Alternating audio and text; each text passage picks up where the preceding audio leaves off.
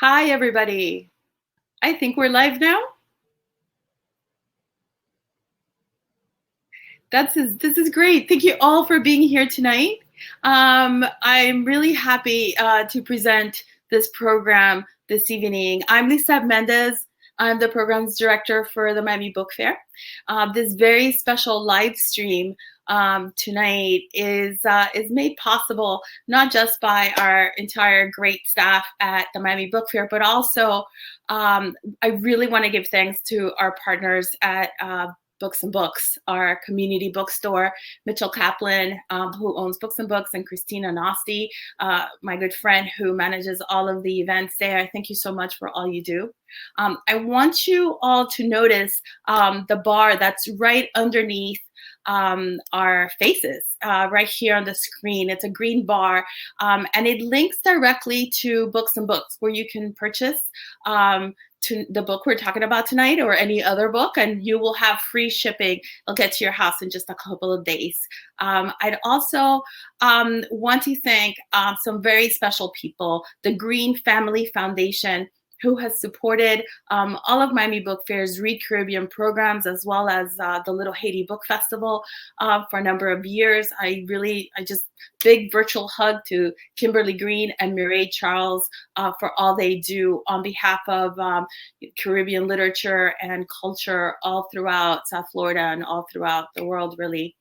I do want to remind some of you who are familiar with our programming that unfortunately the Little Haiti Book Festival had to be canceled as a result of COVID-19 social distancing.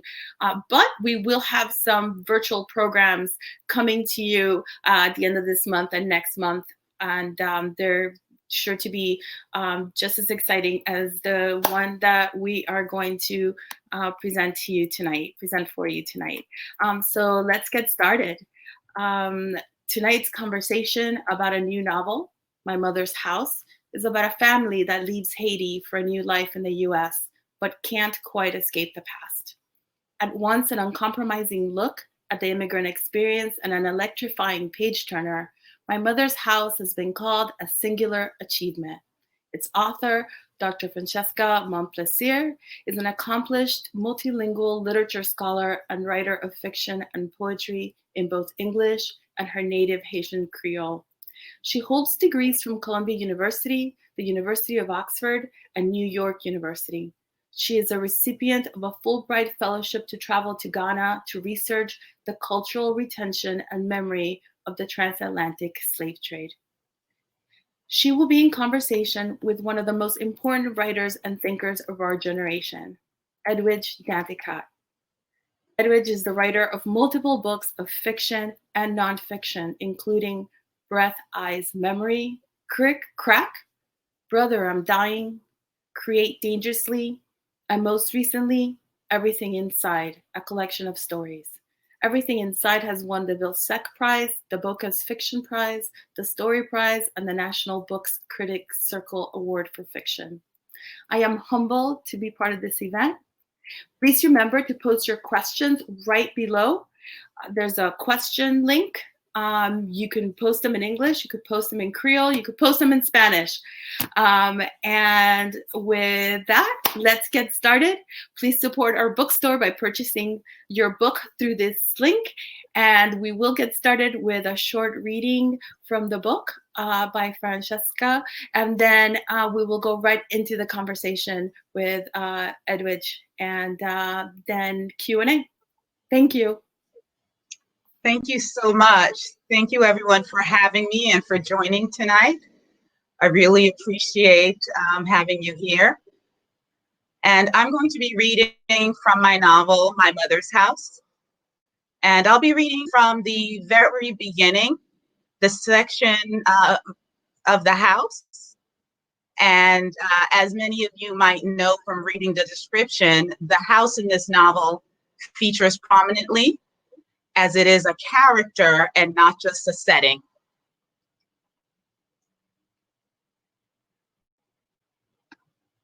The house screamed fire from every orifice, defait.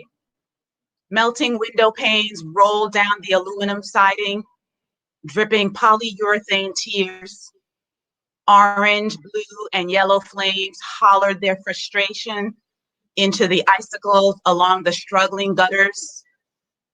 The 2-story, 3 if you counted the basement, 1 family, 2 again if the basement was included, house had had enough. Fed up with the burden of its owner's absurd hoarding, inexcusable slovenliness, and abuse of power, it spontaneously combusted everywhere a power source sprouted unkempt. The matted nest that passed for a fuse box in the basement, the half-assed hose that connected the gas stove to the wall in the upstairs kitchen, the shaved pipes that pulled natural gas from its source to the boiler and radiators throughout the house, the power strip upstairs in the bedroom that powered a tenant's hot plate, microwave, refrigerator, stereo, television, DVD player, cable box, computer, and electric shaver and toothbrush. The tangle of Christmas lights left plugged in and blinking as a deterrent to robbers over the holidays. The house blew it all up and burst into tears it had been holding back for decades. It cried and laughed at the same time, watching the owner scurry out of the basement.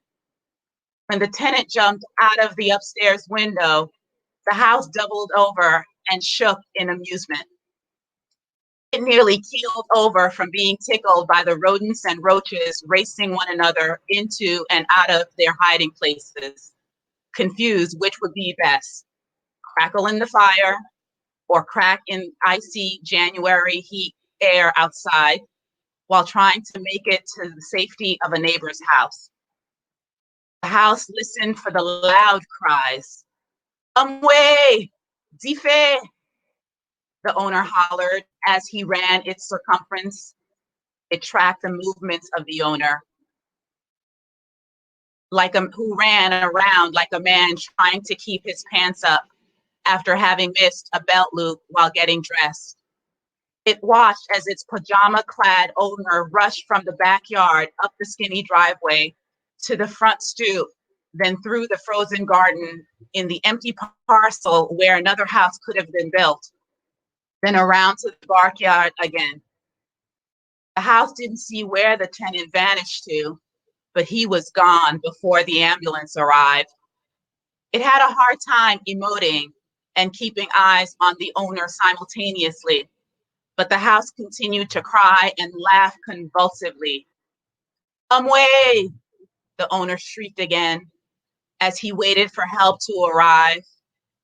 Help the house did not want.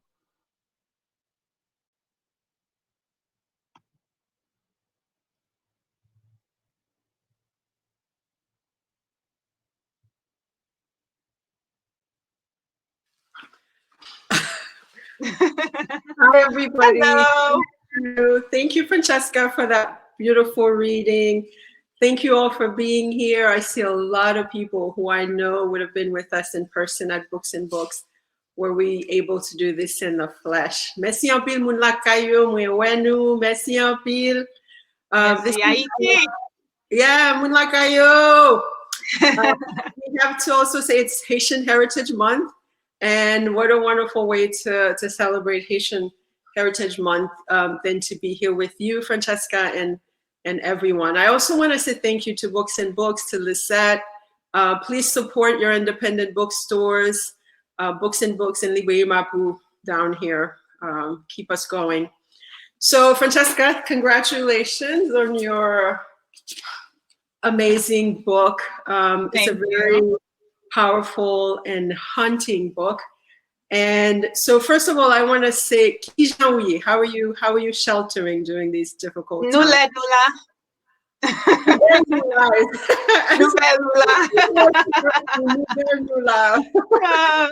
Doing really well, doing hunkered down, trying to manage like everybody else. Mm-hmm. Hating homeschooling. Come on. Hating homeschooling. Yes. I think homeschooling. You have a 17-year. You have like young kids too, right? Yes, a 9-year-old. And so you have a 9-year. So I think homeschooling brings out the very Haitian mother and me. So let's get to the journey to your book. You were in academia. So how did you? And also you describe yourself as both a truth teller and a fiction writer. So what was your journey to this story? You know, it was a beautiful journey, is what I'll say. As far as being a writer and a truth teller, I really see them as one and the same.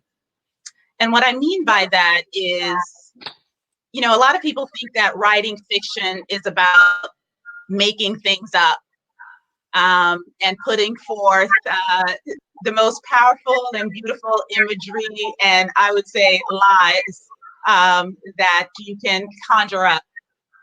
But for me, the truth telling is really the greatest part of it. You know, as a little girl, what I did, I was known as the truth teller in the family, rebellious, and you know, what Haitian grandmothers would call un petit moun fréquent, because I was always the child who spoke up, who was defiant, and just told it like it is. So that is how I approach my life, although I'm far more diplomatic now. But the truth is so important to me. And I think it should be to us as a people whose history has been, you know, buried, discounted, disavowed by, you know, the dominant society around the world, wherever we may reside or may have come. And so the truth is definitely what we need. And as a researcher, I am someone who is always focused on the reality of things, what is material, the facts, the real facts, not the made up facts that we've become accustomed to. So that has been my journey, and it has been an amazing, but certainly rocky one. Mm-hmm. It's interesting that you said you were called like fréquent. I was called Judas. Like people would say, parler de votre fils, no, Judas.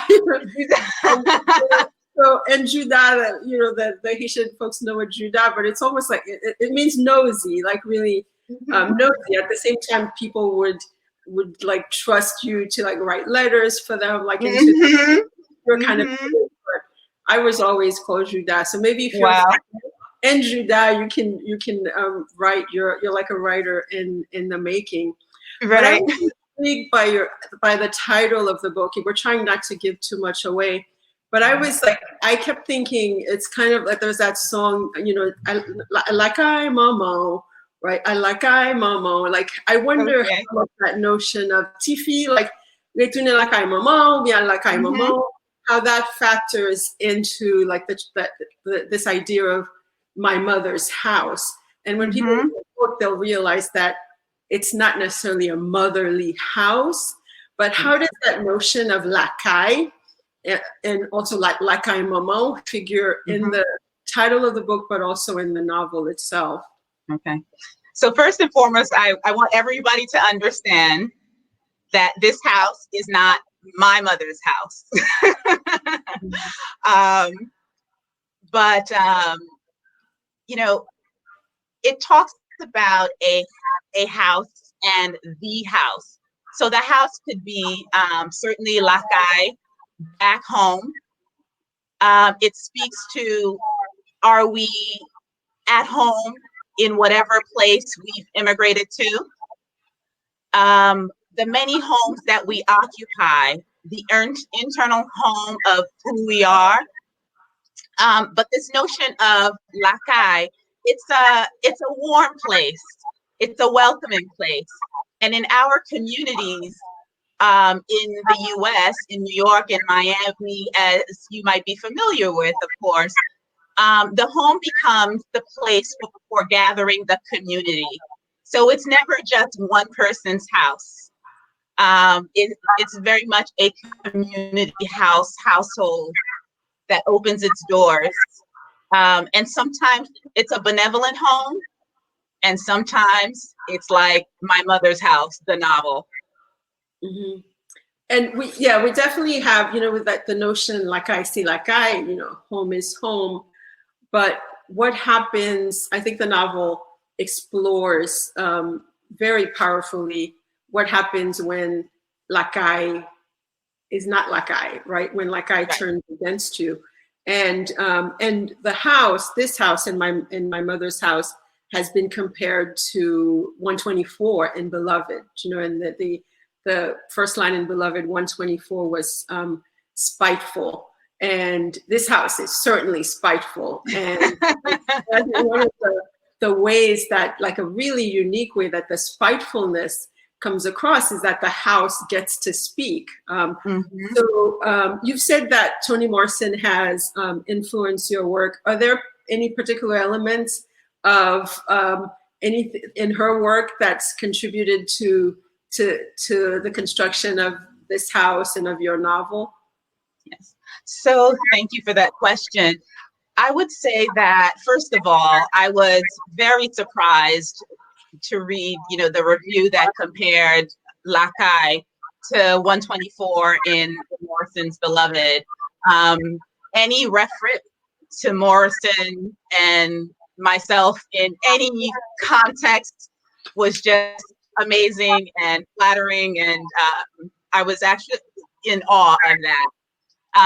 What I would say about my mother's house that is, I don't think at all like Beloved, except maybe some of the themes it tackles in terms of the disenfranchisement of women, Black and brown people.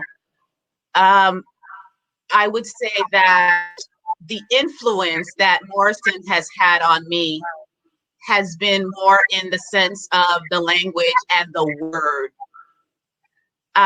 Morrison, I would say, has given me permission to bend and break language, to bend and break words, and then to bring them back together again, to reform them.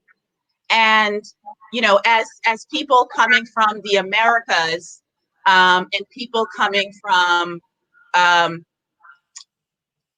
these made up societies, we have created language.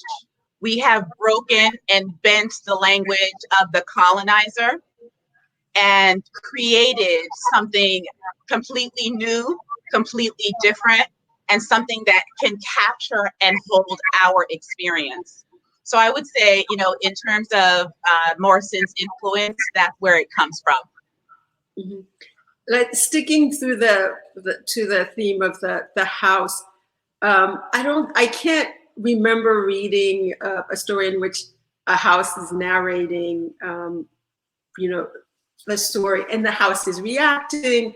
So what was it like writing from the point of view of a house? I mean, there are other points of view in the book as well, but first of all, how did you try different things, and then you were like, the house must tell the story?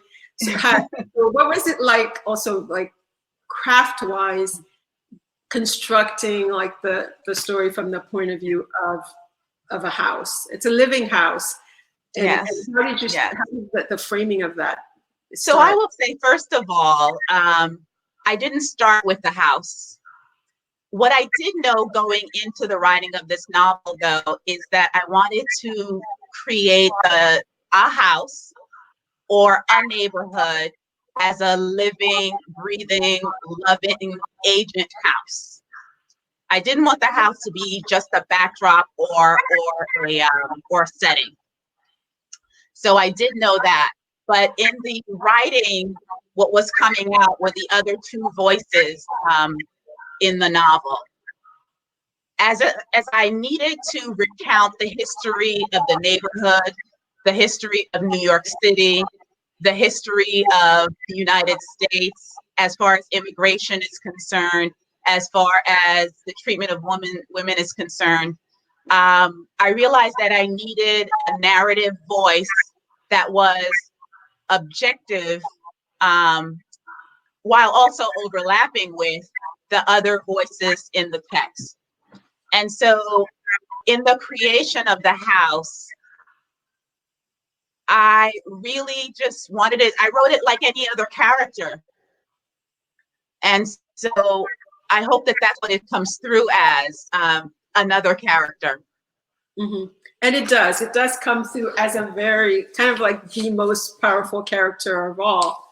And one that we turn to, for, hoping that that's the last, without giving too much away, it's sort of the last resort in the house, mm-hmm. resort to, really dramatic means.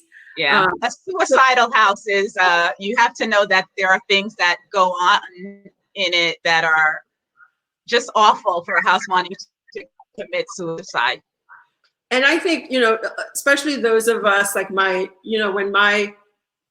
I first moved to the US, we lived in an apartment building, but you can imagine people, moving into houses like that. And it's a dream, like to own, like, because my parents were like this too. They were like, we have to own the house, mm-hmm. no matter what. It's like you don't feel like you've settled until you have some kind of property mm-hmm. that's your own. Mm-hmm. The issue of the house being part of the narration, I see people who, like in some of the reviews, wrestle with the genre of the book. Is it a thriller? Is it, so what would you say? Like because I think someone had a checklist. Is it horror? Is it realistic fiction? Is it magical realism? Do you say, I'll take it all? Or it is all of the above.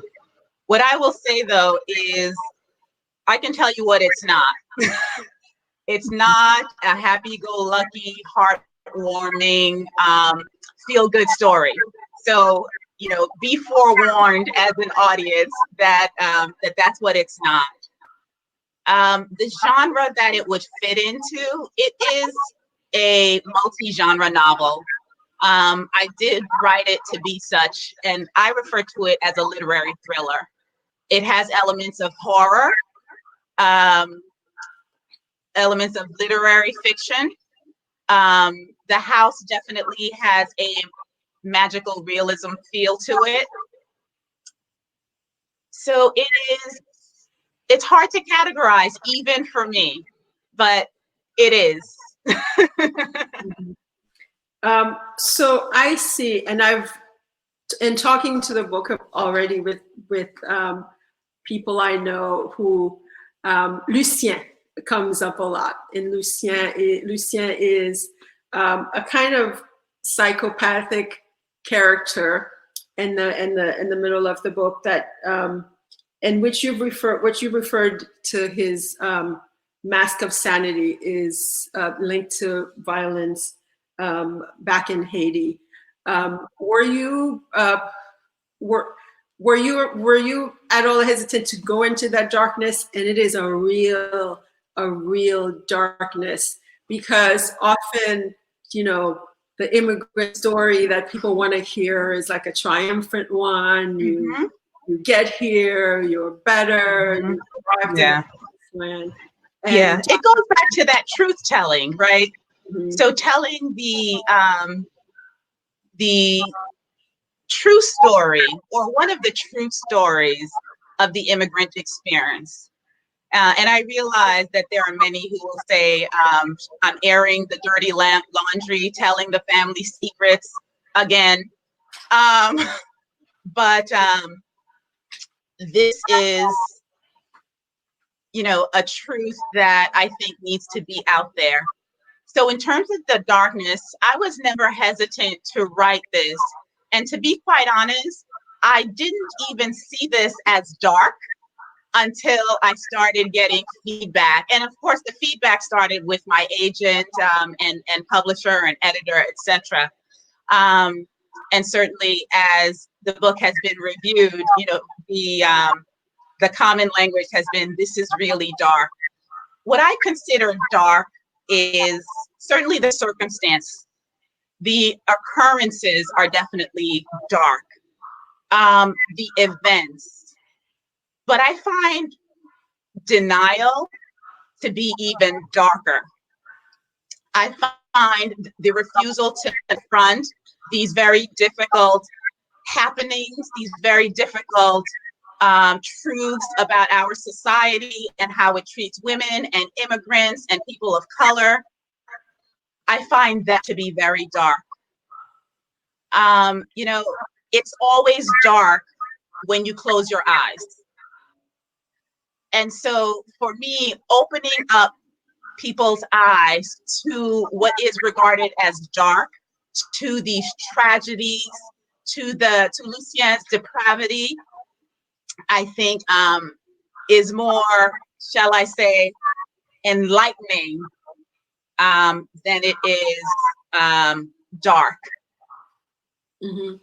I think, and that's definitely sort of, I think the aligned with like the Morrisonian, right? And that type of showing all the layers of ourselves. I think, you know, I had with the Dew Breaker, for example, I think it's easier if when we write about ourselves having things done to us, but when we write about one of us, you know, being, as you say, depraved, like it's, I think then I think it brings up a very uneasy conversation where people are, oh, pour qu'ils soient harmonieux plus, you know, or like why, you know, why add to sort of this negative view that they already have of us.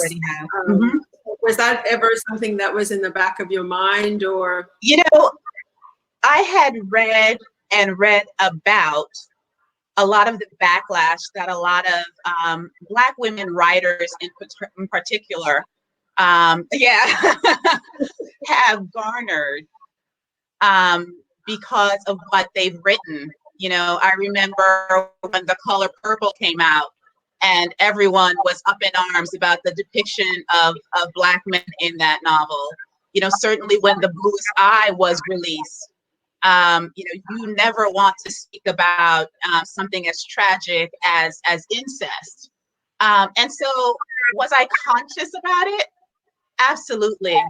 But I needed to speak on it. I definitely needed to speak on it because also it's so relevant to what we are seeing and experiencing in the country right now. If folks are willing to confront the sad realities, then this is actually very much relevant, and we have to speak the truth. Speak truth to power. You know, that's what we do when we speak the truth, the negatives about the immigrant experience over the, you know, the triumphant myth of the happy immigrant, the always happy immigrant, the always surviving and thriving immigrant. I think that you and I are subjects, maybe I would say victims of that as well, because people see, you know, educated women who have garnered a modicum of success as, you know, that success story, not necessarily looking at where we came from and what our ancestors and indeed we have had to battle, and the battle scars are not exposed. So, you know, got to tell that truth, got to speak truth to power. And absolutely, and I think it's also important for folks to remember that this is one of many possible stories, right? That it's like you're not saying that everybody's like this character. And I think, and sometimes our work is read as like anthropology or sociology, and you're sort of denied like the wild ambition of creativity, you know, because it's mixed in with that issue of representation, and nuance is certainly important, but also it's so important to remember that we can be free like any other artist, and that this is If Stephen King can write about these subjects and write this sort of thing, then so can Francesca, right? Exactly. And I you know, like I remember from being a baby writer, I used to always say to people, we're a chorus, you know, and there are many of us, I'm just one. And so, welcome to our chorus, Francesca. So before I turn over to the audience, if you will, what's next for you? Well, I'm currently working on a next book that tackles the experience of the 2010 earthquake in Haiti. It's something that I have written about and that I want to write about again in a novel form. You know, I always say that our little country has taken so many licks. There's nothing that hasn't happened, no natural or man-made disaster that has not hit Haiti. I just hope that we don't get a blizzard. But for this next novel, I am writing about the earthquake and its aftermath. Okay, so I think yes, and very, you know, hopeful thoughts to moun la kayo, si moun ap gade an Haiti, nou salue ou, nou souhaite nap kembe and all, you know, all the best against COVID-19, my goodness, pour Haiti. Yeah. And so, est-ce que kounya nou ka pran question, mwen ya pran question en créole tout, si gen moun ki vle pose question en créole. So I was just saying, if anybody has questions now, I think Lisette will be moderating our Q&A.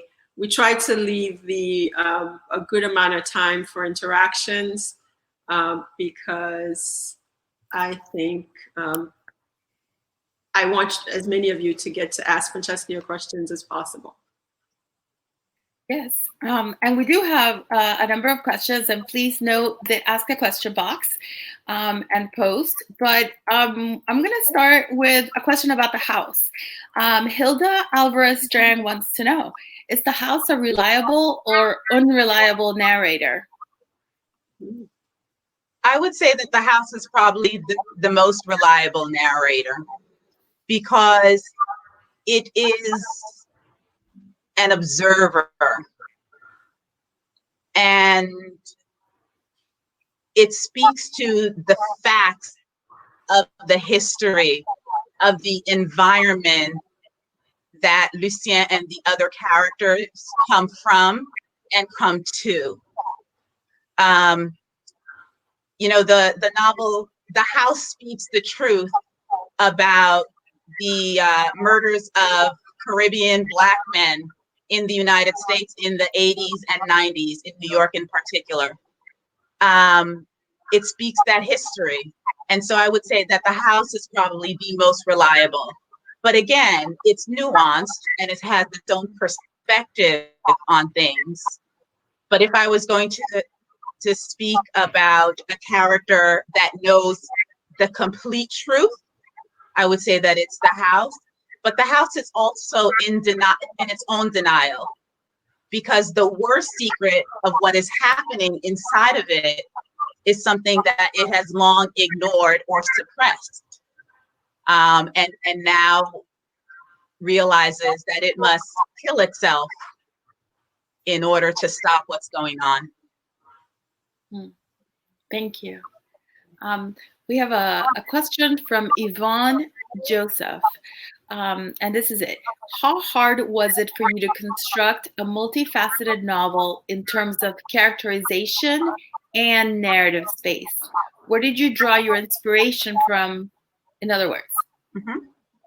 So I draw my inspiration from language. I have this, what I consider a strange way of engaging with words. In the novel, I speak both Creole, Spanish, as well as, and primarily English.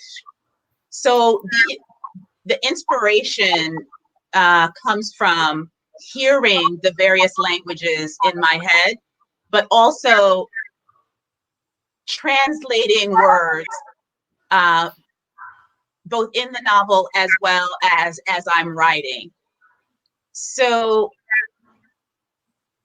in terms of, how I laid out the narrative, it really starts with the language and the words. I started writing poetry before I ever started writing fiction.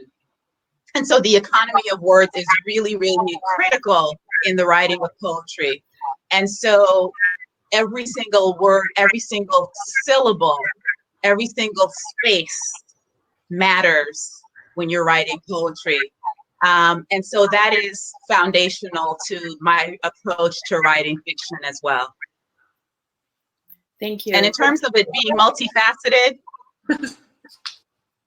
that's what we do. Have you published any of your poems, or do you have a in the world? long ago, as a high school student and in undergrad, I have published poetry, but I think years ago I made a list of 12 books for myself that I really want to write, and one of them will definitely be a volume of poetry. That's great. I like that idea. 12 books from. That's you gotta have a goal.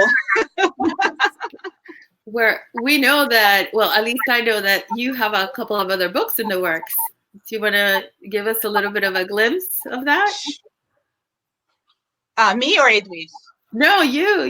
Me? Francesca. Okay. Yes, so definitely. There's the book that I spoke about the 2010 earthquake. But a funny story is that my very first book that I actually researched in Ghana took me years, over a decade to actually write. However, when I first presented it to my agent, I was told that it was far too complex for a debut. And so my agent said, you know what? You got to write me another book. And so that's what I did. I wrote My Mother's House, dug into that list of 12 and wrote My Mother's House. So eventually, that very first book, I hope will see the light of day. So got a couple of things on the back burner. That's right. We're looking forward to that. Okay, I have another question. I got 3 votes. So Ellen Griffith wants to know, did you know the ending of this book that we're talking about tonight? And was it an evolution of concept or an idea as you wrote, or perhaps did you begin with the end? I absolutely knew the ending. I knew the ending before I started writing anything. And it's an ending that, I'll say it's a surprise ending. Some people have said that. But I definitely knew how I wanted to end it. And, it's not a happy story. And the ending, while it has some light to it, it's very real. It's very truthful. So I have some questions also from Sarah Loftus. She is 1/3 through the book right now. And so she doesn't want to ask any questions that are going to give anything away, but she's curious about why you chose, what was it about the style of Pierre Simon Fournier that appealed to you as the right style to tell your story? What is it about the style of Pierre Simon or Simon Fournier, which appealed to you? I'm not familiar. Yeah. Okay. Edwidge, are you familiar? No, I'm not. Maybe if we read the name, no. Maybe the person. So I'm going to post the question in the chat, and then maybe Sarah Loftus wants to give us a little bit more background on it. And I do have some questions about the audiobook. We have someone that noticed that you did not narrate your own audiobook. So what did you think about the choices? Any comments on the choices of narrators for the audiobook? So the first thing I'll tell you is that I was supposed to be one of the narrators for the book. And unfortunately, because of COVID-19, the studio at Penguin Random House actually closed on the day that I was supposed to go and record. And so I didn't get to narrate, but I very much wanted to narrate the voice of one of the characters. In terms of what has been produced thus far, I think it's very strong. I think it's very powerful. I think it maybe plays to the darkness of the novel more than I would have anticipated, or differently from how I heard it in my head, which is usually the case. And I don't know, Edwidge, if you found that with your books as well, that they sound different from what you wrote. Yeah, no, it's actually wonderful to have someone else narrate. Every once in a while, you were like, "Oh, I wish they would say the Creole words a little bit more like I would." But absolutely, other than that, it's really great hearing your words in the voice of other people. I want to ask you about Ghana, because that came up. Did you, when you were in Ghana, did you encounter some of the Haitian influence or like connections between Haiti and Ghana when you were doing your research? You know, I would say from a contemporary sense, yes. You know, there's a smell that Haiti has as soon as you step off of the airplane. And it's a smell that I really enjoy. It's almost an acidic, a little bit of a burning smell that that is also a hot smell of the sun. It's almost a smell of singeing. So I would say that was the first thing I felt and observed in Ghana was that same smell. The other similarities are really some of the sadder things about post-colonial societies. Is the very clear distinction between the classes of people. So classism is very, very sharp and stark. But in terms of African retentions in Haitian culture in the Americas, absolutely. One of the places I visited, or actually spent a lot of time at, was the Cape Coast Castle, which and the Amina Castle as well, which are former slave holds, and the doors of no return, where captured Africans were brought to. It was their last stop before being loaded into slave ships on the way to the Americas. And the idea and the sight of that first place where slavery began, and to see that travel to the Americas, to a place like Haiti, shows the continuation, the continuity of a culture that survived the transatlantic journey. And so those are some of the similarities that I found.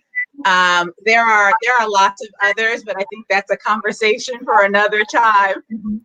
I think there's also a very, the reversal, I think, influence. I remember when I met Ama Ata Adu, I said, and we talked about Félix Maurice Leroy, who's a Haitian poet, and she said, no, he's one of ours. Like, he started the National Theater in Ghana. And so there was I think in the 60s, a reverse migration with a lot of Haitian intellectuals to different, especially Francophone countries in Africa. And right. We also have a closer to contemporary reversal migration that left some trace, which is wonderful. Yes, there's a reversal migration. And then there is what some perceive as a reversal in fortunes. So while it was the elite and most fortunate African ancestors who got to remain during the epoch of slavery. There's this perspective on the part of, and I'll just speak to Ghanaians, that somehow Black people in the Americas are living a particular, again, immigrant dream. And so, I speak of it as, the diasporas as the voluntary and involuntary diasporas. Those who come here voluntarily versus those who came involuntarily. And there's this strange envy that I encountered in Ghana, this desire to come to the US, that I found a bit startling and disconcerting, to be honest, because I always think of what I wouldn't give to have been one of the ancestors who got to stay at home. So we have a couple of more questions and a little bit more time. Going back to the book as a product that can be heard but also seen. Do you see it as a film? This is a question from Barbara Gutierrez. Do you see it as a film, and would you like to see it as a film? In the age of Netflix, I had to think about that.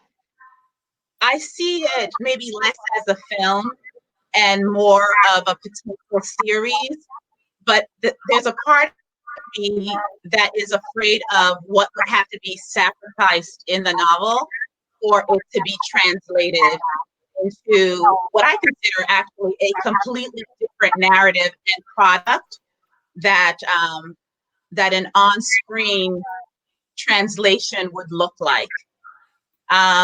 But I do think that there are certain elements that could definitely translate well on screen. And, it's similar to my taste in television. I love we'll say dark, crime shows and documentaries and the like. So I could see some of that becoming a film. Perfect. So let's look at a few more questions from our feed. And I did want to clarify that now we know, I posted Sarah's question, and someone actually told us that Pierre Simon Fournier was the creator of the specific font that was used to typeset your book. And that's what our Sarah, who posted a question, was asking about. Wow. I was like, I haven't heard of this writer, but I'm the least knowledgeable in this room. So that's interesting. Wow, you did your homework, Sarah. It's beautiful attention to detail, both on Sarah's part for noticing, but also, the unsung heroes of the book trade, right? The book designers and the typesetters and everyone. So, they make these choices, and usually, folks like Sarah notice them. Right. So we have one more question. This one is from Thelma Armstrong is the questioner. You mentioned that you knew the ending of the story. Did you have all of the characters fleshed out completely, or did some of the characters help to drive the narrative? The way I like to start writing is with character treatments. And so I do very, very detailed character treatments before I actually start writing. And actually, by doing those character treatments, a lot of the novel actually begins to write itself. So in terms of the characters, obviously there's a natural, I don't know if it's natural, but an unfolding and a revelation that happens to the writer as you actually put pen to paper and put the narrative together. I also work from a very detailed outline, I will say as well. I don't know, it might be the researcher in me. But the characters create themselves sometimes as well. So no matter how detailed my character treatment is, there are things that the character does and says, that surprised me. And that's when I actually feel what some might consider channeling happen. I consider myself less of the creator of characters or of a story or of a novel, and more as the conduit, the vessel through which it actually comes. And so there's my, my true self, the soul connected to the universe, that is actually producing whatever it is that the universe needs said in a particular moment, and that's what comes through. So although I like to think that I'm the architect constructing this novel, and the creator of characters, the characters have lives of their own that are being created by something greater than I could ever hope to be. Thank you. So we have about 9 minutes left. So I'm going to close out with 2 more questions. And, if anyone has any comments that are not questions, but you posted them on the question thread, please feel free to repost them on the comments thread so that Francesca and Edwidge can read them later. They're comments that are very complimentary to your work. So it would be great for everyone also to be able to read them. There's one. We would love, the Creole question. Moonlight kayo, kote nouye. Moonlight kayo. All right, that's it. You can ask. I think somebody may have asked a question about writing in Creole. And yes. I studied with Ngugi wa Thiong'o, who is the legendary Kenyan writer. And not only did I study with him, but I was present when he was working on a text that he wrote entirely in Kikuyu, which is his native language. And I remember him telling me, and he says this also when he speaks and writes, that a disservice has been done to indigenous languages like ours. And these languages are very much capable of carrying all of the scholarship, the scientific knowledge, the history that European languages are able to, but our languages are not seen as being able to do that. And so writing in Creole always makes me feel very empowered. That's really wonderful. And also I think it's worth us pointing out that we do have a growing and a powerful literature too that's, that in Creole in Haiti. We recently lost a giant of Haitian poetry, but it continues with the younger people. Mm-hmm. Georges Castrat is the poet who just passed away, who was really was a wonderful poet in Creole. But mm-hmm. others carry on the baton. The tradition, yes, yeah. yes. Creole is a very beautiful language. It's a delicious language, is what I like to say. You can taste it in the mouth, and maybe it's because I have so much affection for the language that I love to hear it and I love to speak it, and I love to write it when I have an opportunity to, and when it won't get in the way of what the reader might experience, which is totally not Morrisonian, because she would say that write for yourself and for your people first, and ignore the external gaze. Mm-hmm. And Ngugi would say that as well, I think. Yeah, absolutely. Oh my gosh, I don't have something on me right now. I don't have anything that's accessible right now, but another time, for sure. During the book fair, Francesca will écrire poésie créole pour nous. Yes. Yes. We do a lot of programs in Creole. We translate we have simultaneous translation into English for those of us who want to, you know, eavesdrop, I guess, or be part of the conversation. But we do a lot of programs in Creole. Yeah, And I've always imagined writing Creole and English side by side so the reader can see both simultaneously, and they can choose to go through the English, choose whatever path they want, but to have the Creole very much there, because even if it's not understood, I think that there's something beautiful about letters on a page, accents that you wouldn't necessarily see in other languages, that is really beautiful. So I've always, and maybe I will do that with a book of poetry. Yes, and I recommend, you know, Felix Maurice Olowa, who did work in theater in Ghana. He has one of his book of poems, Haitiad. You know, it's Haitiad. It's a bilingual collection. To there are quite a few, and Patrick Sylvain sometimes has poetry that's in both languages. But Felix Maurice Olowa is from Miami, so and he has beautiful poetry that's in a bilingual edition that one can look up. And so who has more Haitians, New York or Miami? I would say Miami,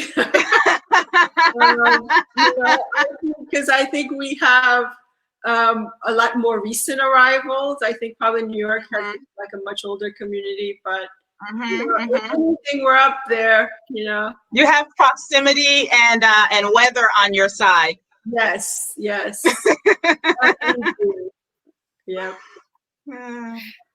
So we're getting ready to close. So I don't want Crowdcast to shut us down without expressing our deepest gratitude to both Francesca and Edwidge for being part of this program tonight.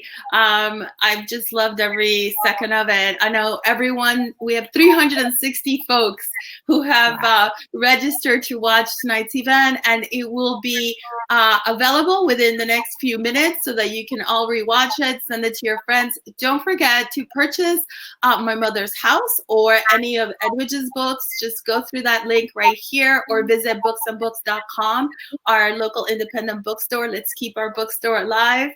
And for those of you who are interested in more literature from Haiti, please keep a lookout on our social media platforms. We will have a lot of programs coming at you at the end of May and through June.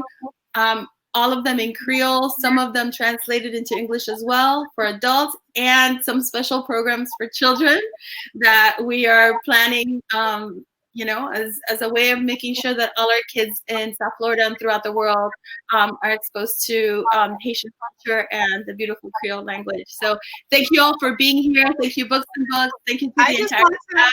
I just want to extend a special thanks to Edwidge.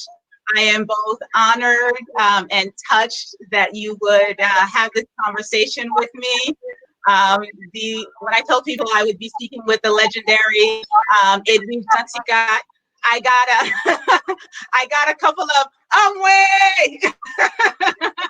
Well, I'm waiting for you too. I'm waiting for you. You have a long, beautiful road ahead, and I'm just happy to be there. I'll be there for every minute of it. So congratulations to you, and merci à pile tout le monde qui t'est venu. Thank you, everybody. Merci. Thank you. And a good journey to you. Stay safe, everybody. Yes.